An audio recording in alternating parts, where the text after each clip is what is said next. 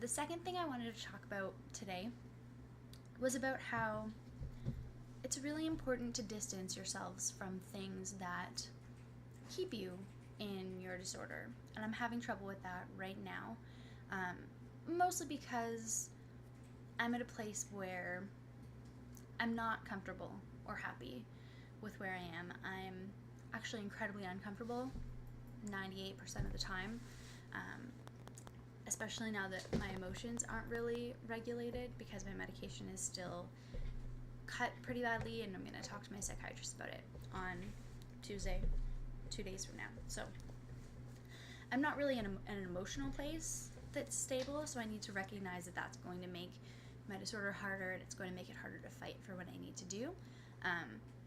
But it's really important to keep myself away from disordered things. And I've talked about this in another video when it comes to making the right choices around things like whether or not to weigh yourself or look in the mirror or measure yourself or look at magazines or whatever. But there's other things that you think are going to help you, but they're really just hurting you. The more you keep the disorder around you, the harder it's going to be to get it out of your life. And it's not even when it comes in terms, I guess, of the negative ways. So thinking about triggering things, it's not even about that. It's about everything eating disorder related. For a while, my life was completely eating disorder. If I wasn't thinking about symptoms, I was thinking about recovery. If I wasn't thinking about purging, I was thinking about ways not to purge. I was constantly thinking about it. I was on forums about it. I was reading about it.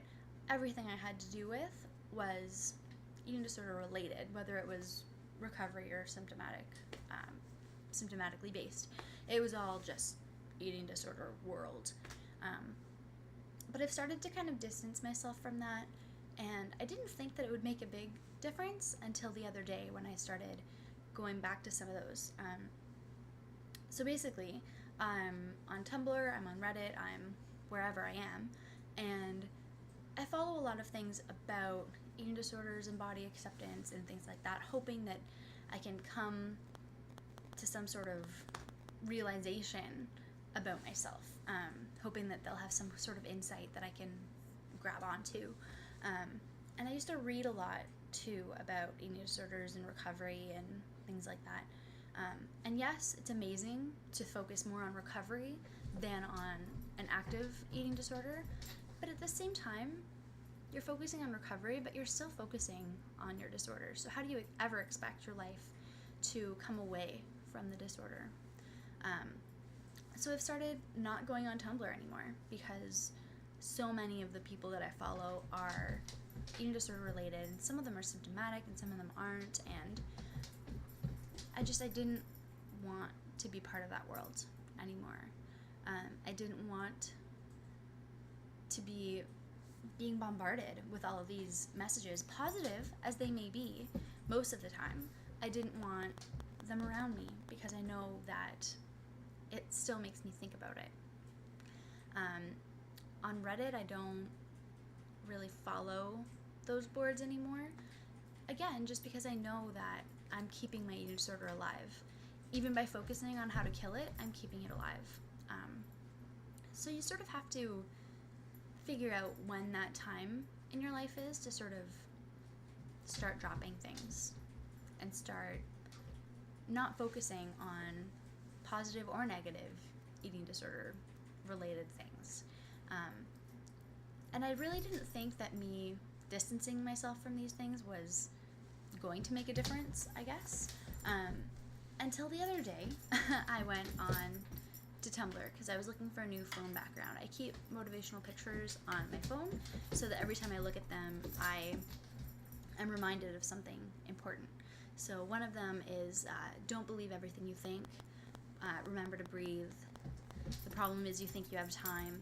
There's a lot of these things that really just remind me on a regular basis that I need to keep my eyes on the prize, really. So I went on Tumblr looking for another picture to put on my phone, and all of a sudden, all of these messages were in my face, and I hadn't seen them in a long time, and it really started distressing me and bringing my disorder alive again and bringing the need for me to trigger myself alive again. And it really was overwhelming. And my husband, again, was away for work this last week. And so I had to call him and say, hey, snap me out of this. Let's talk about something, because I can't do this right now. I don't know what happened. It was completely innocent that I went in and started looking up a photo. And even though they were all positive messages, it still just made it alive again. So just be cautious about the things that you read about and look at, and make sure that even if you are looking at eating disorder recovery things or eating disorder related things in any way, you keep other things in your life as well. So I've started, obviously one of my main motivators is that I want to have children one day. So I follow a bunch of boards on pregnancy and trying to get pregnant and waiting to try and all kinds of stuff. So I'm keeping that sort of alive in my daily life. What else do I follow? I follow things about recipes, cute animals. What else? Jeez, I don't know. I follow a bunch of stuff, all kinds of weird stuff, because I'm crazy. I like horror movies. So basically, just involve other things in your life. My psychiatrist and my psychologist, actually, they call it creating a life worth living. So you're not just creating a different life for yourself, but you're creating a life that is worth living. So it's not just the day-to-day, the in and out, the come home, watch TV, wake up, go to work kind of day, but you're creating a life for yourself. And this life slowly will push your eating disorder out of it, because there just won't be room anymore, because you have so many more fulfilling things in your life. It's funny, I feel so emotionally scarred right now, where I am emotionally. Whew, I'm not gonna cry, promise. But as emotional and as bad as I feel about it all, I was reminded recently that I am leaps and bounds from where I was. And even though I feel bad about where I am, I'm so much further than where I was. And my life is so much fuller now. I have ball hockey that my husband does, so I go to his games. I'm a hockey wife now, which is really strange and challenges my antisocial sort of tendencies a lot, because one of their wives and girlfriends are there and you all start talking, and sometimes I just want to contain again and not talk to anybody. So it's breaking down those barriers. I have an amazing job now. I absolutely love it. I really think it's one of the things that's really helped pull me out of this. I have friends that I see and that I love. I have my puppy now, who's currently chewing on my hand, which is awesome. Stop it. Hey. Now she thinks we're playing, so she's just gonna keep doing it. So I'm gonna ignore her. Anyways, I have things in my life that are worth doing. When I get up in the morning, I have a purpose, and it's not just to make myself thinner. Wow, that's a really hard thing to say. It's a really amazing thing to say, actually. I don't know why that came out that way, but I'm really glad it did. And it's important, I think, because as much as I do wish I was thinner, and I do with so much of me, wish that I didn't have to live in this body right now, it's not my purpose for waking up anymore, and that's actually a really amazing realization that I just made. You witnessed it. Hi. You just witnessed a major realization in my life, and I'm probably going to have to go away and think about this a little more. But it's true, actually. As big a wish as it is, it's not what I live for anymore, and that's a really amazing thing. Go me. Awesome.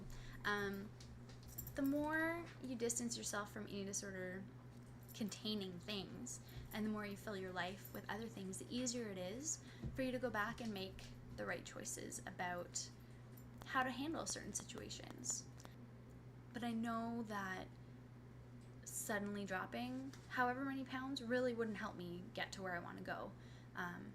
So I just sort of let that thought process pass and acknowledge it and just let it go, because as much as it hurts and as much as it pulls on me, and as seducing, really, as it all is, it's not where I want to be. So maybe at one point I would have gone down that road, but it's really important that I don't right now. So anyways, that's me. I'm going to stop it here because it's been going for a little while. Finally, my puppy lays down to sleep, so I don't know, maybe I should have waited to record this. But anyways, yeah, I hope everybody has a good day and stays strong and remembers that you are a wonderful, beautiful human being. You are so worth it, so worth all of it. You really are.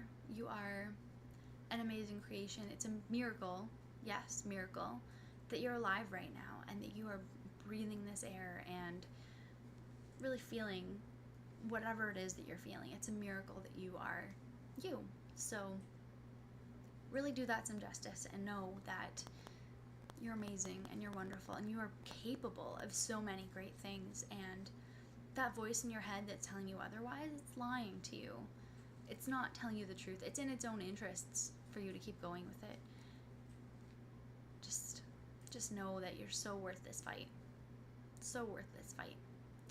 Okay, so on that note, I'm gonna go. I hope you all have a great day, and I'm hoping to make another video in a little while. Yeah, that's it. Take care. Bye.